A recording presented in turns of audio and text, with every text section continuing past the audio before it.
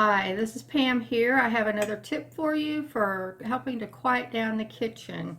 Today I have my dishes done and I have all my plates here in front of me. Now what I want to do is show you a great way to help quiet down the dishes. As you can see, just getting a dish, you make noise, or setting it down, it makes a lot of noise, and this is quite annoying for our loved ones sometimes.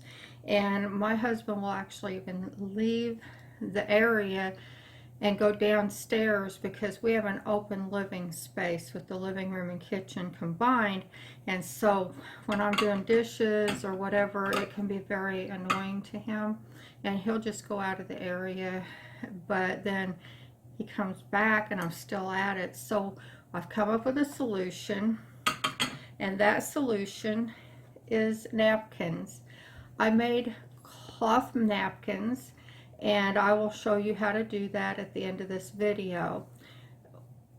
I use 2 pieces of fabric cut into squares, and then I serge it.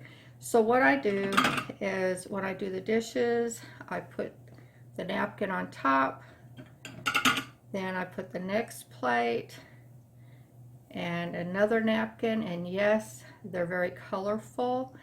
I use a lot of different colors to, I don't know, make my life interesting, I suppose.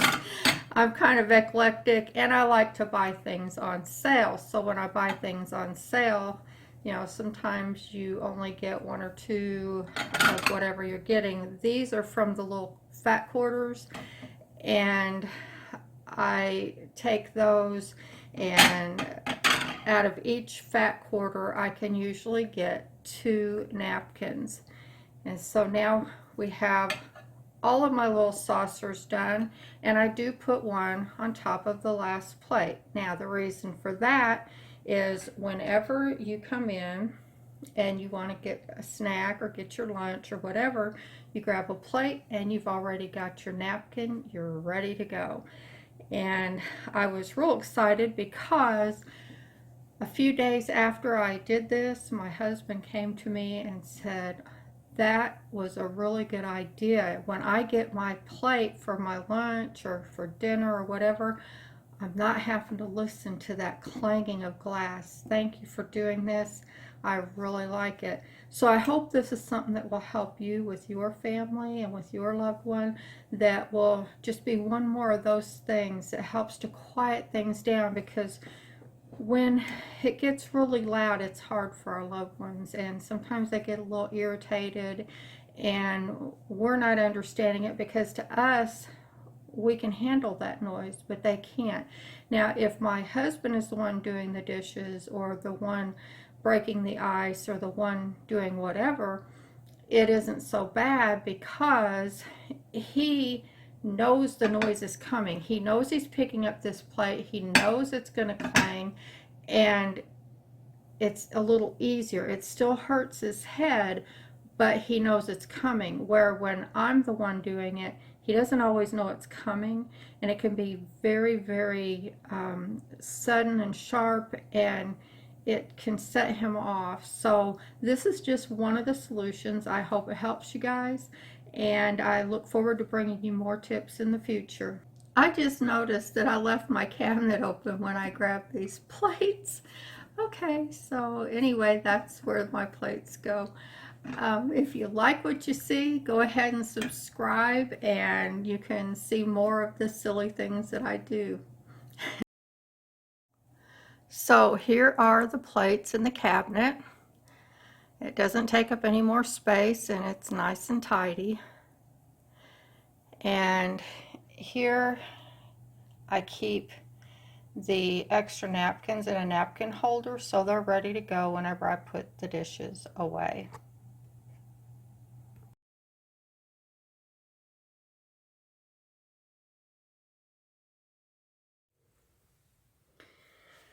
Okay, what we do is we take the fabric and we fold it in half.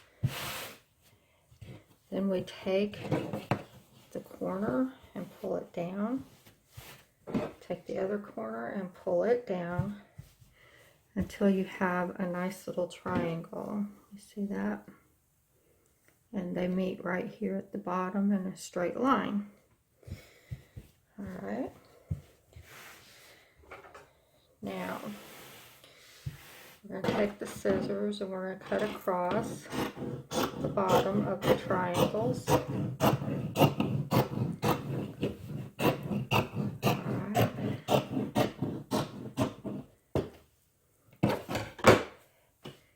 Now, we have two triangles. They meet at the bottom. Pull them just a little bit closer together. And then starting at the top of the triangle here, see the little slit? We are going to take our scissors and go right in there, and we try not to cut the sides of the fabric there. And there we go. Now, we have two perfectly square pieces that we can now put on the serger and make our napkins. Okay, now take your fabric and start on any side you want to. I'm going to start with the folded side and pull your thread up, stick your fabric in, let the foot down, and begin to serge the edges.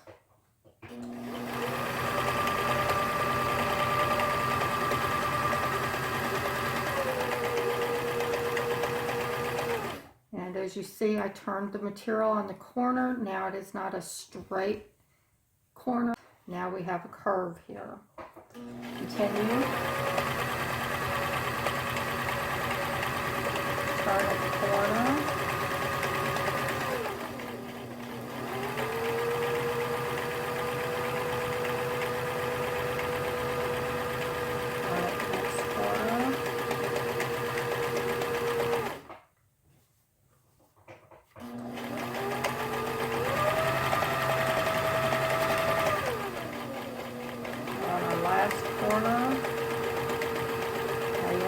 Down a little bit because you're coming close to your starting point. Pull that thread taut. Stitch until you get close and get the little edge off of the fabric and it's cut. Now leave the presser foot down. Open up and turn the knife upwards. Close it. And sew to a little, like a 1/2 inch past where you started. Make sure your needles are up. Turn the fabric. Put the presser foot back down. And sew the rest. Leave a nice long thread here. See that? You want that long because what you're going to do is you're going to take a needle and you're going to put that through the needle and you're going to stitch it up underneath of all these stitches so that it holds it together and doesn't come out. And now you have a nice pretty little napkin. Okay, now we are going to sew these loose edges in. And we need to select a needle. Now, this has a nice blunt point, but I don't like how fat the head is. I need it to slide in there nice and neat. So I'm going to put that one aside. Now this one is nice and short, which I do like them to be nice and short. And the head is narrow, but it's a little too pointy, and I'm afraid that it'll try and go into the fabric. So I won't use that one. This one is blunter and has not too fat of a head, and it's short so that I have more room to work with when I get to the end of my thread. So what we do is we take these edges. I'm going to trim that just a little bit to make it easier to get in. And we just thread all of it into the needle. All right. Now, I take it as close as I can to where I started sewing. And do you see how it's going into the bottom of the threads? You can kind of run it along the fabric and be able to get it to do that, where the thread stays on top and the fabric on the bottom. And you go as far as you can get it to go. The farther the better, because it holds it all in, and then you just pull it right through. All right, there we go, I found it. Pull it taut, and then I kind of pull it just a little bit out so I can trim the threads. Pull it taut again, and see how nice that goes in there. Then I do the other side.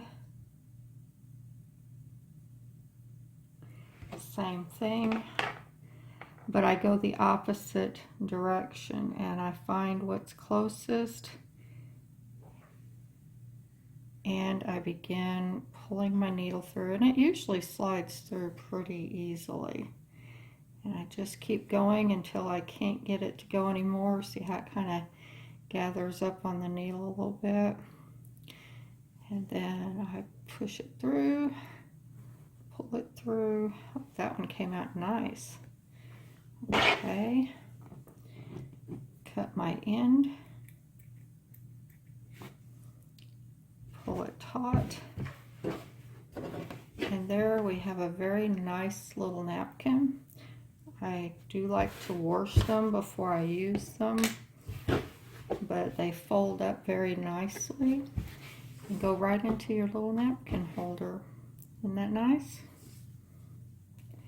Nothing real fancy, but it works really well for us. I hope you enjoyed this little tutorial and that it helps you in finding a little more peace in your house. Thank you for joining me. And here are the finished napkins. Each quarter will make 2. I got these on sale after Christmas, so they'll be used for next year. I think these red ones I can go ahead and use now, and fortunately I got 2 packages of that, and that made 4.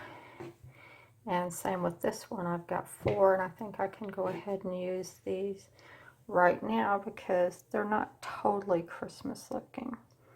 But it's always a good idea if you can get these things on sale, then you are saving a little money. You're making your own things, because if you bought these napkins at the store, I promise you it's going to cost you more than the 50 cents it cost me for every 2 napkins.